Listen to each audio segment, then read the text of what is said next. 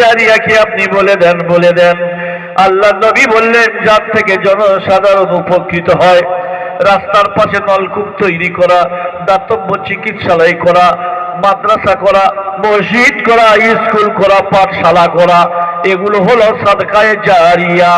আও ইলমুন ইনতাফাউ বিহি, এমন করে ইলম শিক্ষা দিয়ে গেছে কাউকে, সে আরেকজনকে দিয়েছে, সে আরেকজনকে দিয়েছে।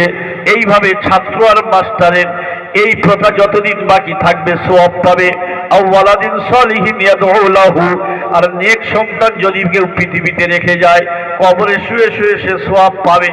আমার ভাইরা, আমি সেই জন্যই পবিত্র মজমাতে আর এই রজনীতে চাচ্ছি, আব্বা কবরে চলে গেছে, মা চলে গেছে, কোনোদিন খেতে আসবে না, পড়তে আসবে না, ঈদের সময় কোনোদিন ছেলের কাছে হাত খরচা চাইবে না, কোনোদিন ডাক্তারের চিকিৎসা খরচা চাইবে না। আমি চাইবো আপনাদের এখানে বালির দাম কম, এখানে টনচিপের দাম কম, এখানে রডের দাম আর সিমেন্টের দাম আমাদের সমতুল্য। কোনো ভাই এই পবিত্র মজমাতে আছেন, আমি তার কাছে বেশি চাইবো না, 1 কুইন্টাল রড চাইবো। আমি তো নতুন জায়গা জানি না।